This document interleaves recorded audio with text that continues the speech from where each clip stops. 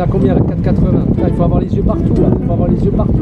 C'était chaud là. Il y avait une barque de pêcheurs juste derrière là. Il y a une épave dans le lieu de passage. Ça va y arriver. Donc marée haute, on passe. Enfin attends, on n'est pas arrivé encore. Ah c'est pas fini hein. Ah c'est beau hein, mais c'est dangereux. 3 mètres, hein. Attention, prudent. Je m'enlève du pilote là parce qu'il me fait n'importe quoi le pilote. Ah c'est chaud hein, les récifs à 20 mètres c'est très chaud hein. Allez on quitte ce superbe coin d'Itamaracá avec le fort juste devant. On va à Porto Sao Swap, c'est près de l'île du Français. Encore un coin méconnu que j'espère vous faire apprécier. Bon là on va sortir de la passe, on va resuivre notre trace. On est à marée haute. On va passer en marée basse là et en plus c'est des grandes marées. Mais il faut 40-45 minutes pour sortir. Vous voyez les bancs de sable là-bas, on les voit, les récifs. Il va falloir contourner tout ça.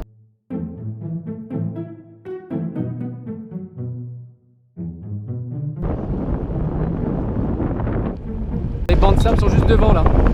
Je sais pas si on les voit à la caméra.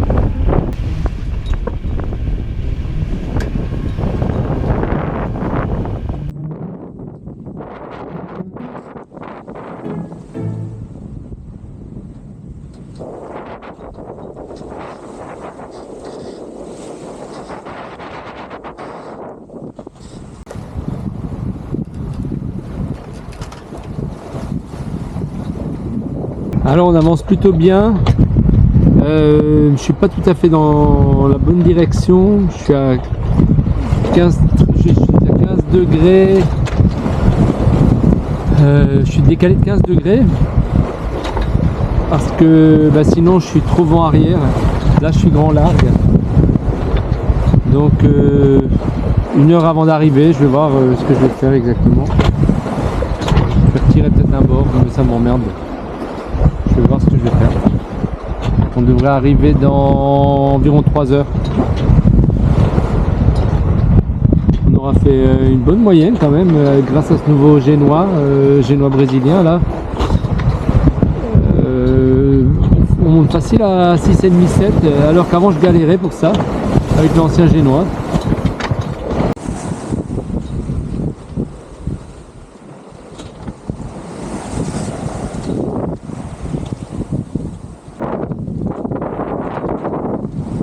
On arrive sur Porto Sauip, c'est un des plus gros porte-conteneurs d'Amérique latine. Et juste derrière, il y a cette fameuse île là dont je vous avais parlé. Par contre, il y a des bateaux de pêcheurs, il y a plein de gros bateaux, donc j'ai mis le moteur.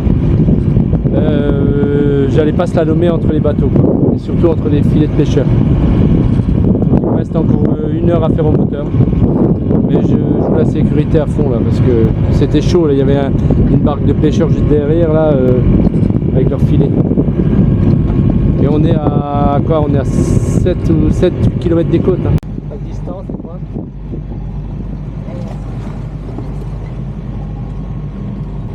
3 km ainda.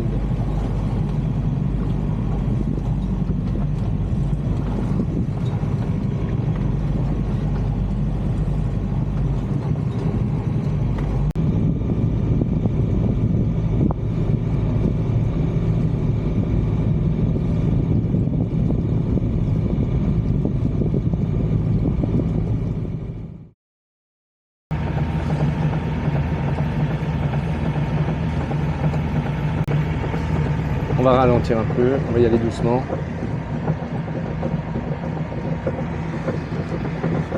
Ok, un peu.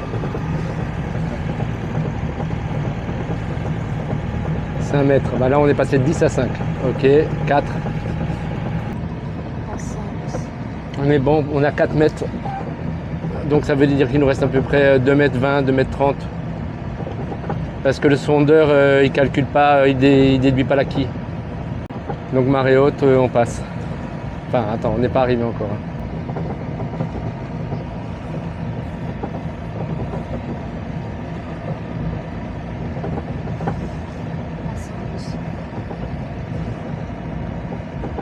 Pode acelerar um pouquinho? Sim. Ça y est, on monte 4,50 m, c'est bon. Oui, ils s'amusent avec leur toboggan là. «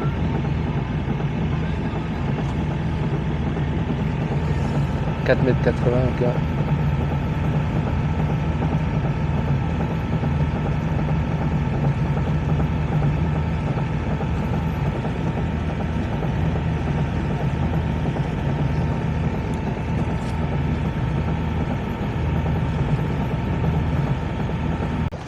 Ah, c'est magnifique. Sauvage, magnifique.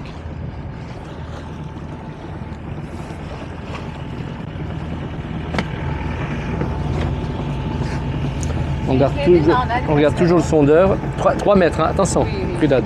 3 mètres 3. Attention, là on n'a plus qu'à 1,50 m sous la quille. Hein. Alors là on suit bien la ligne, le track d'un copain brésilien. Ouais, faudra quand même attendre la marée haute pour pouvoir sortir. C'est trop chaud. Et je suis content, le sondeur il marche. Là, dans des cas comme ça, vraiment. Là, ça baisse encore. 3 mètres. Ouh. Putain, il y a tellement d'endroits magnifiques au Brésil, mais moi je connaissais même pas ce coin-là. C'est tellement grand, il y a tellement de plages magnifiques. C'est sauvage, c'est paumé, c'est cool quoi.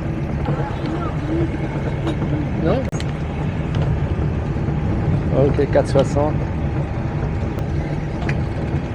3,70. Ah, 4,30 m, 4,40 m là. Là, on est pas mal. Là.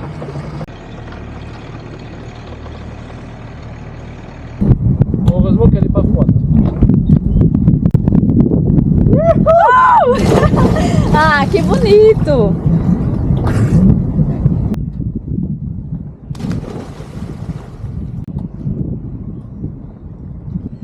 On a envie d'y rester des années quoi. C'est Robinson Crusoe. C'est magnifique. Et il y a juste une barrière de corail là. Allez, on va s'enfoncer un peu dans le Rio là. On va arriver jusqu'au fond où il y a des bars. 4,80, donc on est bon là pour l'instant. 4,7. 4 mètres, 4 mètres. Là, 3,90. 3,80.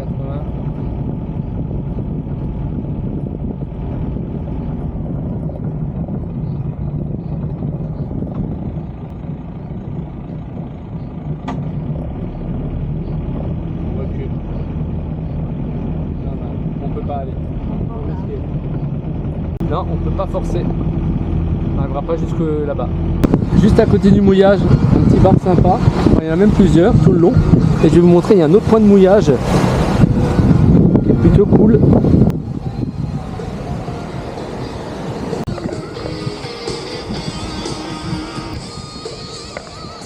Par contre, la noix de coco ici, elle est un peu plus chère.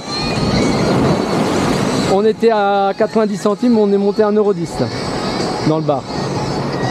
Mais sinon, ça le fait. C'est toujours pas les prix des Antilles ici. Hein. On paye toujours pas 10 € la noix de coco, c'est toujours 1 €. Ça, c'est les maracujas de la région. Ça vaut quelques centimes. Ça vous donne plein de fruits. Regardez-moi ça, c'est magnifique. Ça, c'est fait partie du voyage, surtout pour moi. Le cuisinier, c'est une passion d'essayer des nouveaux trucs. Bon, moi, ça, je connaissais, mais ce produit-là, en France, on reçoit celui-ci. Ils sont tout petits comme ça. Et ils viennent pas du Brésil, ils viennent d'une autre région, je sais plus laquelle. Et ça coûte une blinde. Ici, ça vaut rien. Voilà, il y a plein de fruits. Je crois que je vous en ai déjà montré dans d'autres vidéos. Ah, ça fait plaisir, ça fait plaisir.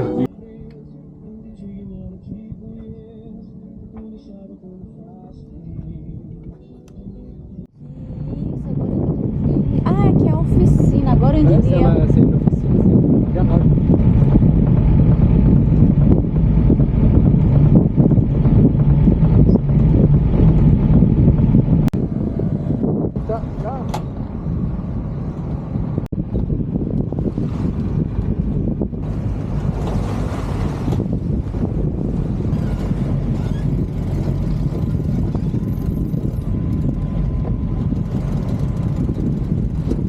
Abre aí pra eu ver.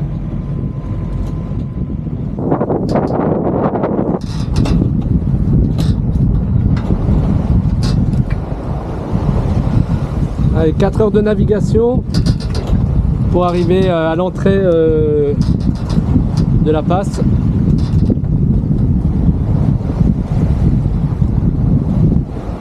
longe la côte.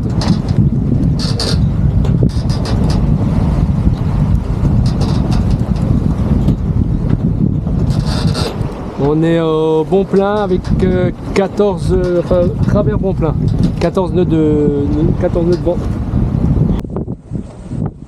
L'île de Santo Alexandre est juste devant. Voilà, il y a des pêcheurs qui se pointent. On dirait qu'il n'y a personne sur le bateau de pêcheurs qui est au fond de cale en train de dormir. Une île inhabitée et vous avez un mouillage juste derrière. Peut-être qu'on ira au retour, on va voir si on a le temps. Nous, par contre, on va partir vers là-bas, juste au bout, à 30 minutes encore. Enfin, il faut dire que le vent il baisse un peu et on commence à être grand largue, avec 11 nœuds, 10 nœuds même. Donc on n'avance plus très vite. On faisait une moyenne de pratiquement 6 nœuds. On va descendre à 4. Et juste là devant, sous le Génois, on a Carner, enfin l'entrée de la passe de Carner. Et là les copains, c'est notre partie de Manche. C'est à la plage de Carner, elle va être une des plus compliquées. Hein. Vraiment, d'après le plan, c'est pas facile du tout. Il faut vraiment pleine mer. On n'y sera pas tout à fait. On va voir ce que ça va donner. Bon, de toute façon, là, on le fait de jour. Hein. On ne le fait pas de nuit. C'est impossible de faire de nuit. Enfin, impossible, c'est quand même compliqué. On va voir ce que ça donne. Allez, on va affaler tout ça. Et on va allumer le moteur.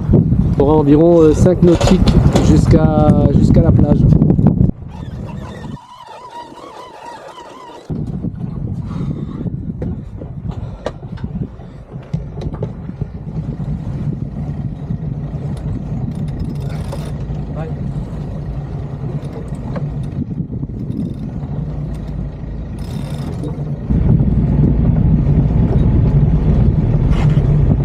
Et là on rentre dans le bleu foncé, c'est-à-dire entre 5 et 0 de profondeur. On va doucement. On est à 45 minutes de la pleine mer. Et là ça commence à baisser, 12. Ça va pour l'instant. On est poussé par la houle aussi. Ouais, on fait du 4 nœuds alors on est à 1000 tours.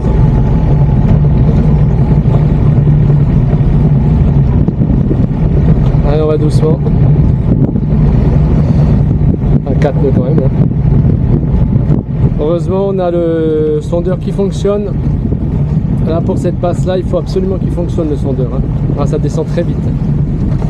Il faut qu'on fasse gaffe, il y a une épave dans le lieu de passage. Putain c'est chaud quoi. D'après le GPS, putain j'ai pris en dehors là, voilà, ça commence à baisser les graves là. Attends, je vais revenir un peu dans le chenal. Éviter quand même l'épave, elle doit être là-dessous là. Je reviens dans le chenal là. Il faut que je revienne dans le chenal parce que après il n'y a plus d'eau du tout. Ok, l'épave elle doit être juste là, elle est pas loin. Il faudrait pas qu'on la touche parce que là on est mal. Le chenal il se réduit fortement. C'est là que ça commence à être chaud. On rentre dans le dur. Là on rentre dans le dur là. Puis on va avoir la houle dans le travers et le vent de face.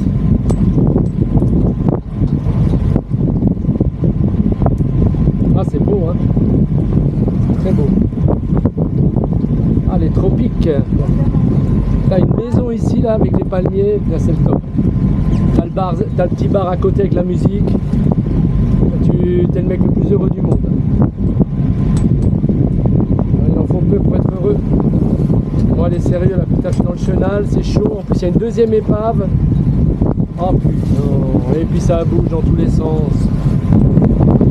Alors je peux pas me louper. Hein. Attention, là, il va falloir que j'oblique à bâbord. Ah, le passage il est tout petit. Je sais pas, il doit faire 10 mètres le passage. Ah, faut pas se couper. Hein. Pour agrandir la carte GPS, le passage il reste toujours aussi petit.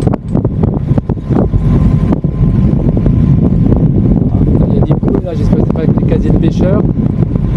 Manquerait plus que des casiers de pêcheurs en plus. Je crois pas. Si, il y a des bouées là, ouais.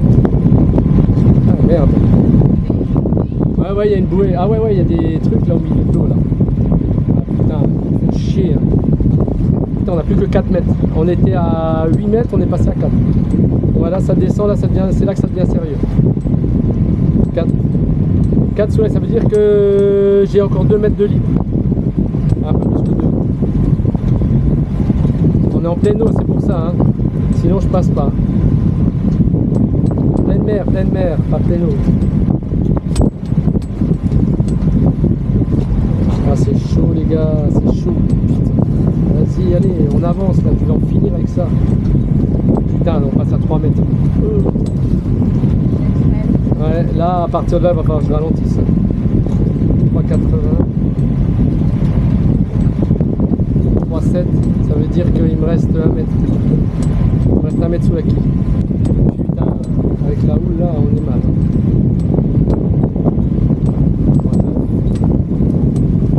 Ça remonte un petit peu, on est à 4. Ça veut dire qu'on a 2 mètres, un peu plus de 2 mètres sous la quille. Faut que je redescende. Ouais, il faut que je m'éloigne là parce que.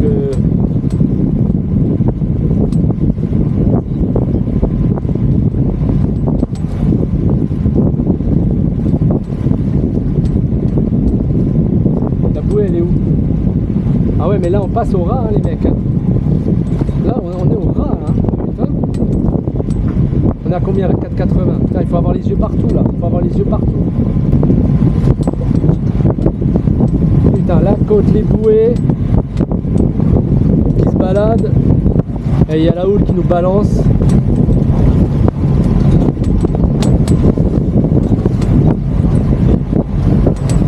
Ah, c'est un. Putain, vas-y là.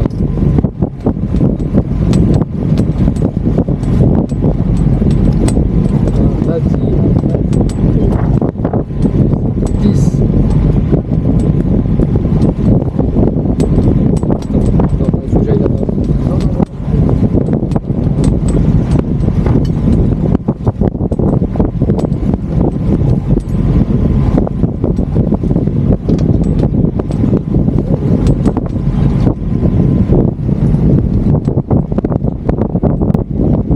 Je m'enlève du pilote là parce qu'il me fait n'importe quoi le pilote.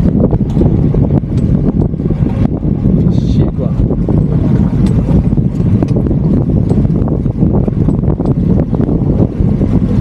Putain, il fait chier ce pilote à la con là. Pardon mais. Ah, il y a des bouées là.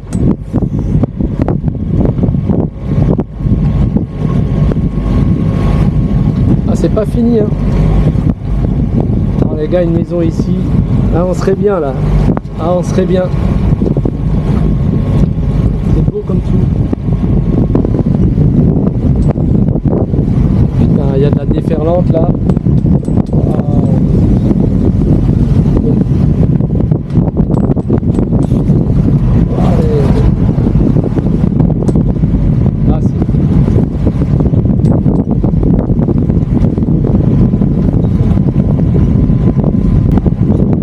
Le récif, on est juste devant le récif là. On va passer. Le récif qui est là. Il faut bien tenir là-bas, hein. Ça part dans tous les sens. Ah bah là les récifs ils sont à 20 mètres. Ah c'est chaud hein, les récifs à 20 mètres c'est très chaud. Hein. Ah c'est une sacrée passe hein.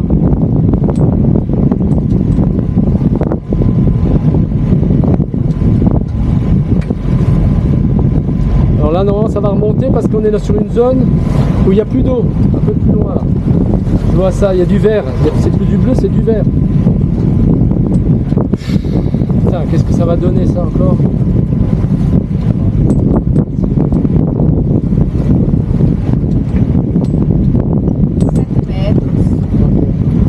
Fica olhando os metros, por favor. Eu tenho que olhar aqui. Fica olhando aí que eu olho o metro. Ah ouais, je lui dis de regarder parce que moi j'ai pas le temps. Balancer avec la houle. 7 mètres. Il y a de la caillasse partout ici.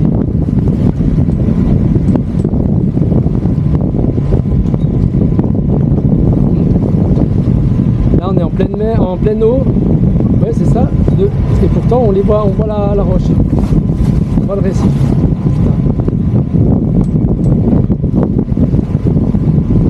En plus, je vois une épave.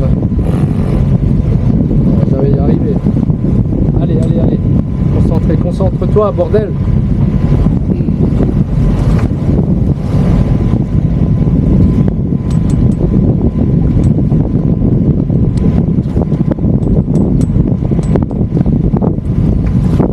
Ah, c'est beau, hein, mais c'est dangereux.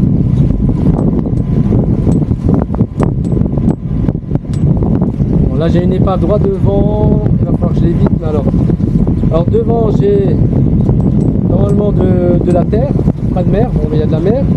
Et en plus, j'ai une épave. Putain, et le chenal, il est minuscule. Alors, il va falloir que je m'approche des récifs pour éviter l'épave.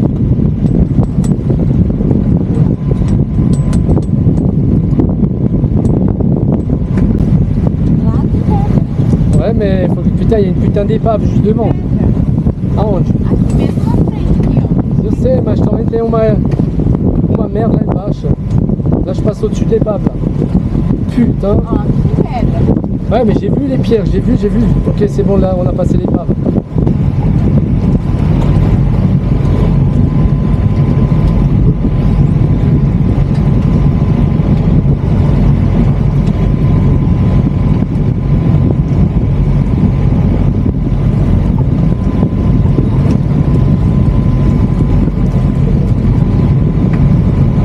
C'est magnifique les copains, c'est magnifique, on approche du bout là, allez, on se relâche pas. C'est magnifique. 6 metros. Putain les gars, c'est beau, c'est comme c'est plus beau que dans les films. Regardez ça. Oh là là, j'espère que ça donnera dans la caméra. Mais c'est un kiff pour moi d'arriver en voilier dans des endroits comme ça. Et attendez le summum. La fameuse église de Carner du 17e, devant la plage, un truc de ouf. C'est beau, hein. Oh, punaise.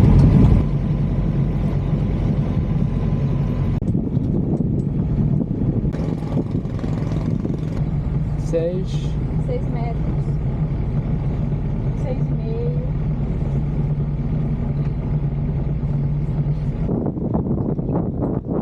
Ok, você vai poder botar o poder.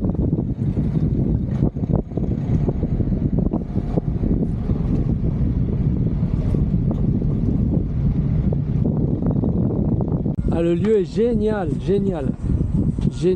On s'est mis derrière le dernier bateau là. D'ailleurs, il est à vendre si ça intéresse quelqu'un. Et on va manger un truc parce que j'ai la dalle. Le meilleur restaurant, de toute façon, il est toujours sur le bateau. C'est avec moi. Mais bon là, franchement, je me goûte un petit jambonneau de pays français. Pareil, un bœuf cuit, c'est fait dans ma région, c'est très bon. On va faire une petite salade de mangue. Et puis tomate, concombre. Qu'est-ce qu'on a? Il nous reste du riz. Bah ouais, on va faire quelque chose avec tout ça.